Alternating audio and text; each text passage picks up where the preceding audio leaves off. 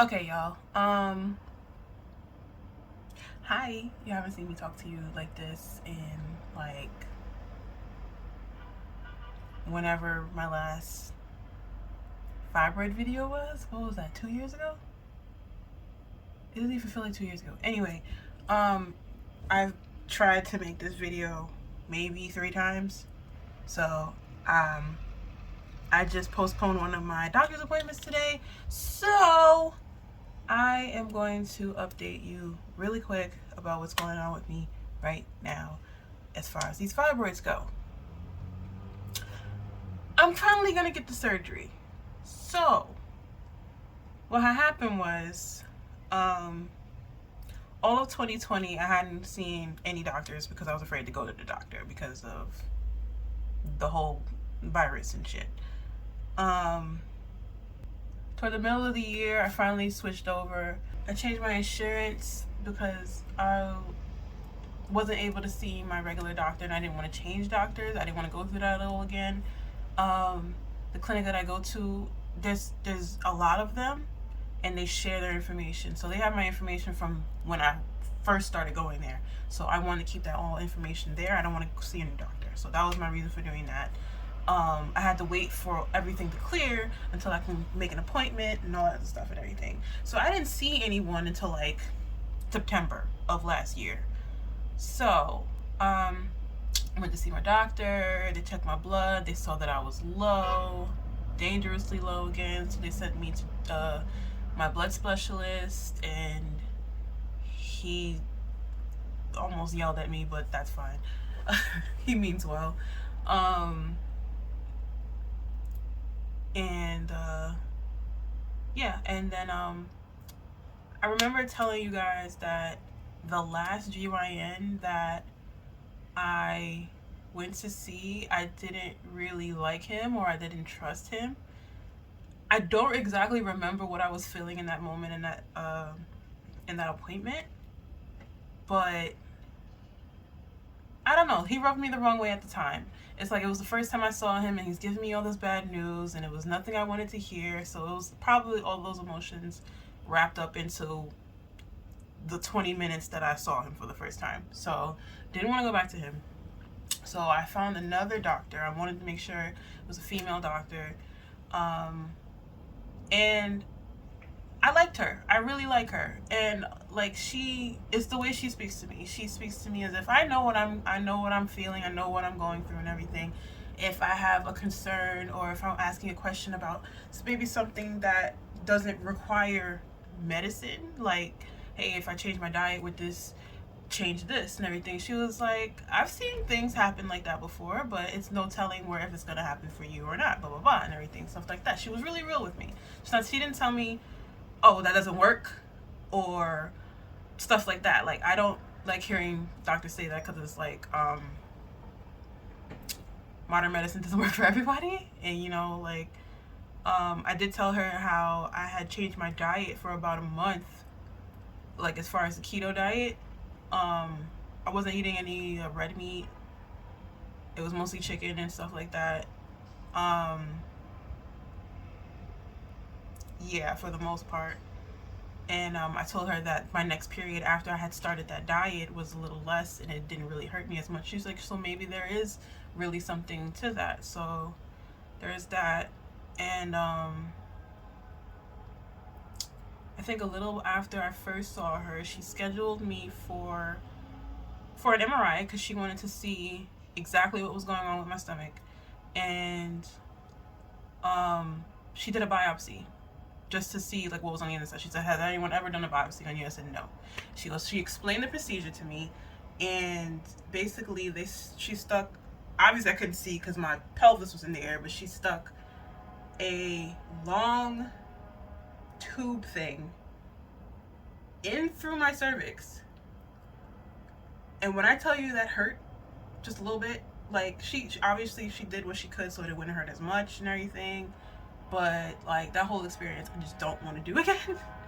um, but yeah, she found polyps on the inside of my uterus, and I think she sent the biopsy to the lab to get tested, and everything was okay. But yeah, she saw polyps in there, and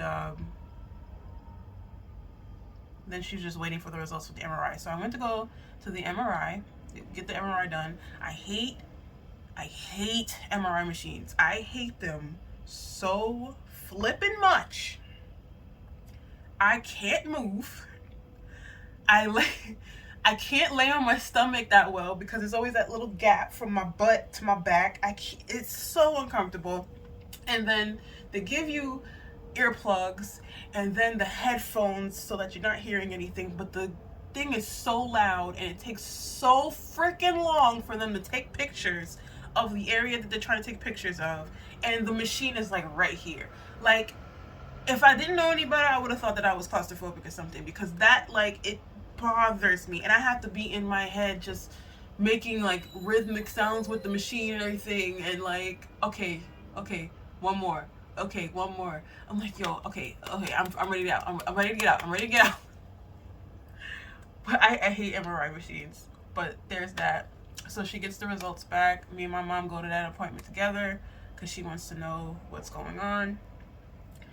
And she laid it to me down straight. She showed me a picture of a normal, of an MRI of a fibroid in a uterus, like just a generic fibroid in the uterus MRI.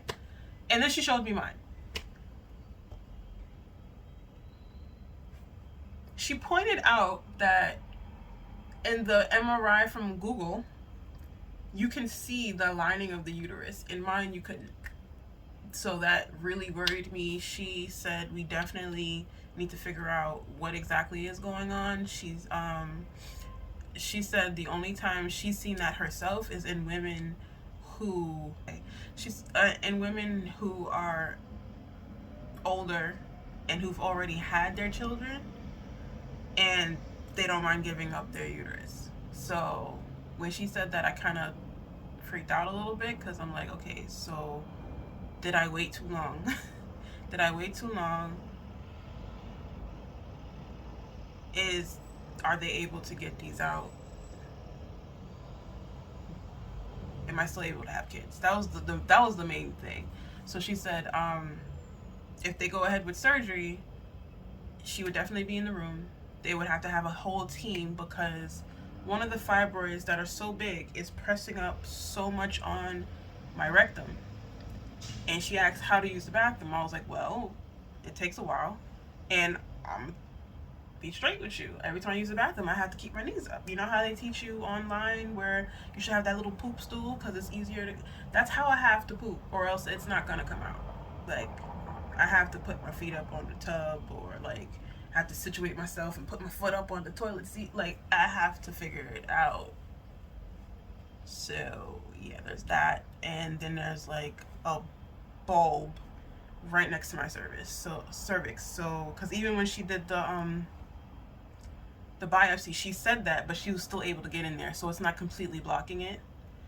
So there's that. So what she did then was she referred me to the head of the department, and because she wants him to see it and everything, she wants more eyes on it. She wants to get a second opinion, all that stuff and everything. So the fact that she was cautious about it to bring other doctors in, I actually really like. Like, don't pretend you know everything and fuck up. Like, I appreciated that. What I didn't know is that the department head was that first GYN that I was talking about that I didn't like 2 years ago. So that was kind of funny. But I was like, you know what?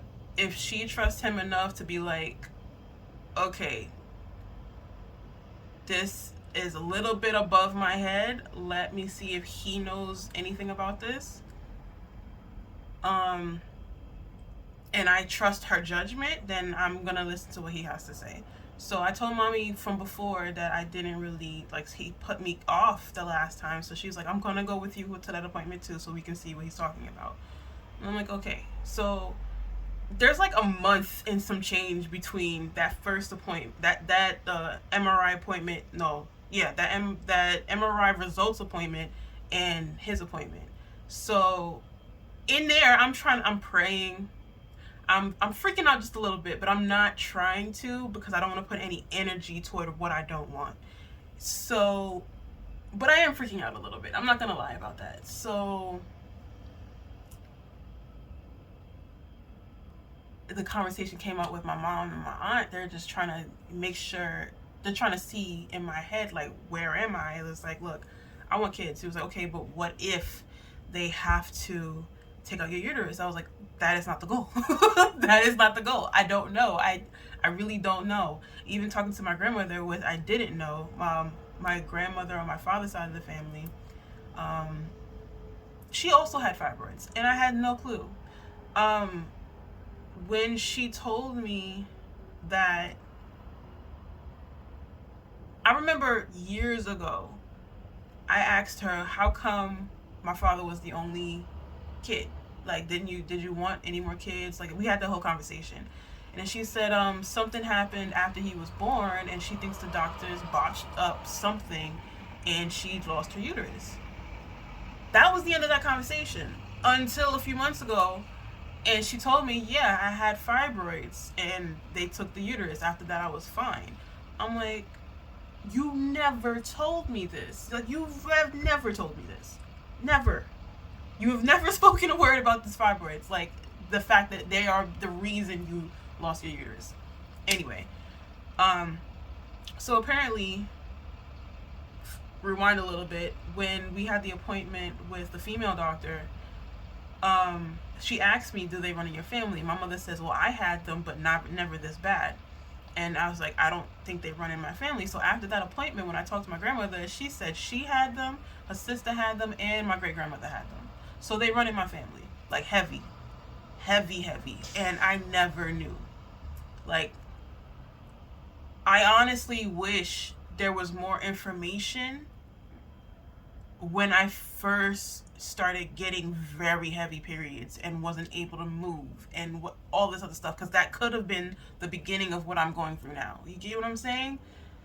So for future fibroid sufferers or future generations, I want as much information up front as possible. I want fibroids in women to be treated like cancer is now. Early detection is key. Tell me now, what should I be looking for? Like, I'm saying all of this because I feel like, not that it could have been prevented, because they still don't know how we get these things, but that I could have, I don't know. I really don't know. I feel like more could have been done. I don't know. Anyway, so where am I? Okay, so we get to the other doctor's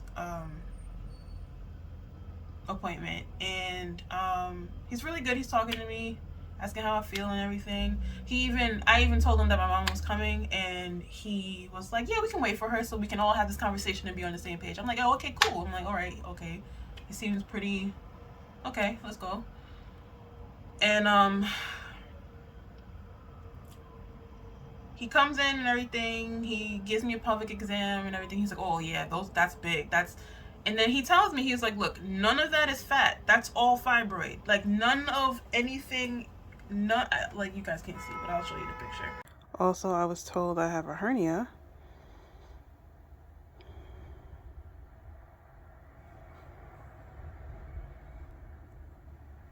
None of this is fat. None of that is fat. Like, none of it. And, like, even if it's something I already knew, hearing people say that to me is very big for me. Because I feel like I'm not even in my own body. Like, it doesn't feel like me. So I need these gone. But he's like, yeah, it's all fibroids. Like, it's all fibroid. They're huge and everything. What kind of sealed it for me that I want to go ahead with the surgery was that he took out his phone and showed me and my mother some pictures of a surgery he did maybe a week before that, and her uterus was bigger than mine, and he was able to get these large masses out of her uterus and was able to save them. So I'm like, okay, now he's not guaranteeing anything, but if he's able to do that, I'm fine with it now. How I even got here, there was one day my cramps were so bad and I was so tired and I was bleeding so heavy. It's like, look, I'm sitting there crying and praying, like, listen, whatever it is that I need to do to get these out, go ahead. If I need to have surgery, fine, so be it. Like, I can't do this anymore. I am so tired, so freaking tired. I am tired of lending my energy to these damn fibroids. No, I'm done. So now I just got my chest x-ray last week. I missed my appointment today because I was running late.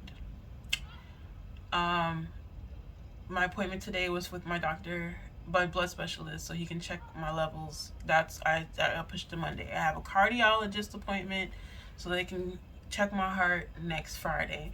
I got another appointment for a general overall, am I ready for surgery, the week after that. Like, I'm the ball is rolling.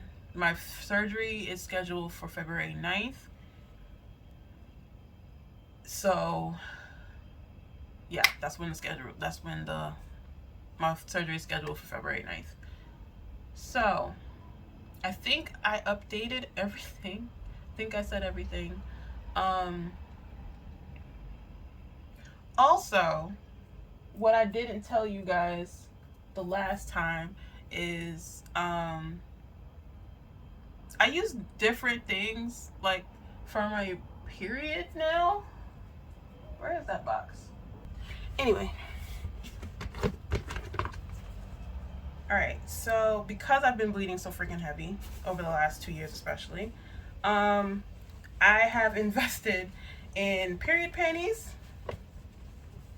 several period panties, sometimes some shorts if I have to go outside during my heaviest days, and then, you know, it captures everything.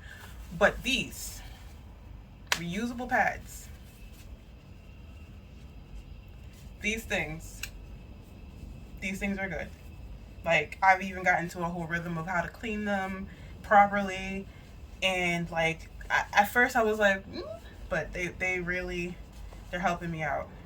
Like, I can't wait to see my experience after the fibroids with these. Maybe I don't need to buy anymore. I've even thought about making them myself, trying, like, maybe. But yeah, that's actually where I'm at right now.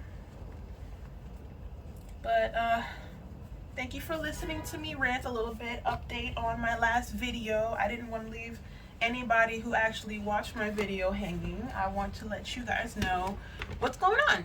And, you know, my cousin Britt, what's up, Britt, was like, you know what? Yeah, update. Do an update. Like, make sure you do it before your surgery. And I'm like, okay, I'll do it. So this is my update.